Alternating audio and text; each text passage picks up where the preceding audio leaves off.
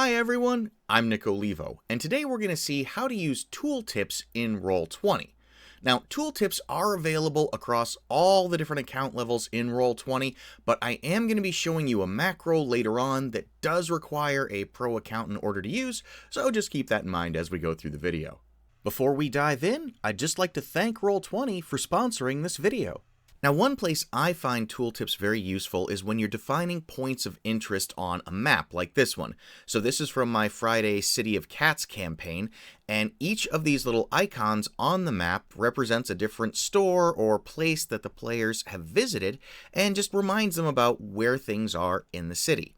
So if I want to add a new tooltip to an icon, all I need to do is go over to that icon, double click on it, and in the details setting on the tokens page, you just scroll down, type in your text here, and this is going to be Ishmael's Fortress, and then click Show. And Show is what's actually going to make the tooltip visible.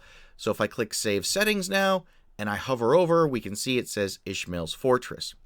If I don't check the Show box, I just click Save Settings, then the text is there, it's saved in the token, but it doesn't display when I hover over it. So you just want to make sure that you have the box ticked, click Save, and now you can display whatever this item is. I'll also use tooltips in a similar fashion, but to denote information about key NPCs.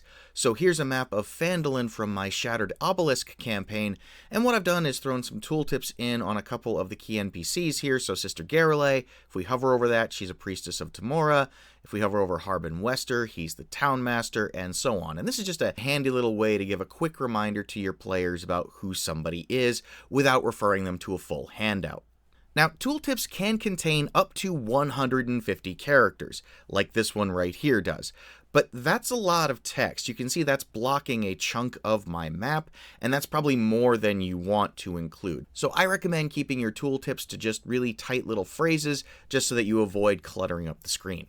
But tooltips can also come in handy in combat. So let's say that my Warlock Zabatia here is going to cast Mind Sliver on this bandit.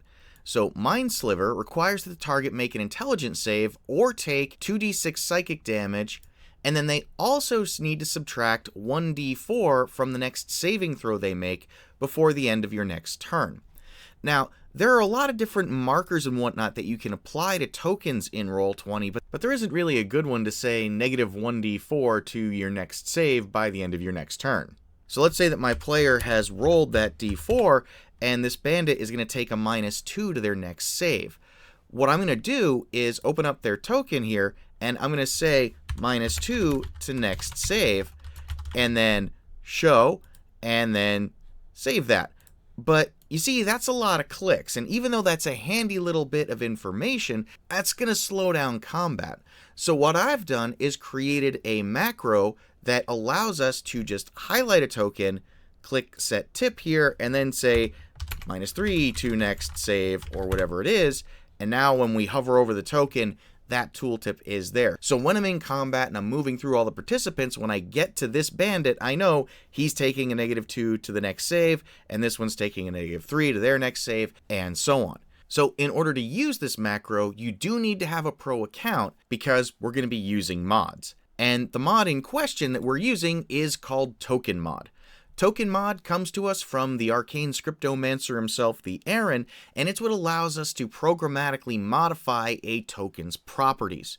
So once you've got Token Mod installed, we'll jump back into our game here, and I'm just going to pull up my trusty notepad window here so we can see the code that we're using for this particular macro. So what we're saying here is we're calling Token Mod, and then we're setting the tooltip property of that token. And what we're setting it to is squiggly brace tip. And this is what provides the prompt when we click on the button and we get this little box asking us to provide the tooltip. I'll just cancel that real quick. You'll also notice that I've enclosed the tip with the squiggle braces in double quotes. And that's what allows us to put in phrases that include spaces.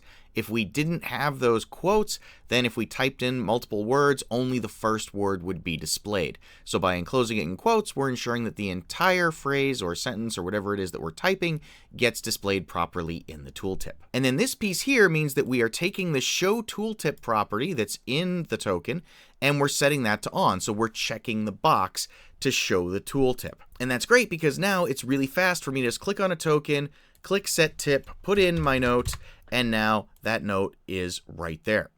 But now, what about after the next round comes around and we want to get rid of that tooltip because this is only the -2 to their next save? It's not something that's going to be persisting indefinitely. Well, for that we can write another macro that's going to look like this. And this looks very similar to the original one. It's just we start out by not providing any information into set tooltip. We're basically saying make that tooltip box an empty text box again. And then we're taking the show tooltip property and we're unchecking it by setting it to off. So right now our bandit captain has note in his tooltip here. If I click on his token and then run that command, hover over him again, you can see now it's been cleared out. And just to show there's nothing up my sleeve, if we double click on the bandit captain's token and scroll down, we can see that the tooltip box is empty and the show box has been unchecked. And just to round it out, in case you're not sure how to create these macro buttons, what you want to do is go over to the Collections tab here in Roll20, click Add under Macros, and then you just type in the name of your macro. We'll just call this one Set Tooltip, and then paste in your code. So here's the Set Tooltip command that we were looking at earlier, and I'm going to click Save Changes here, and then I'm just going to put that in my bar, and that pops it up down here. And you could repeat that for the command that clears the tooltip as well. So there you have it. That's how you can use tooltips in Roll20. I hope you found this video helpful. If you did, please give it a like and consider subscribing. And until next time, folks, have a great day.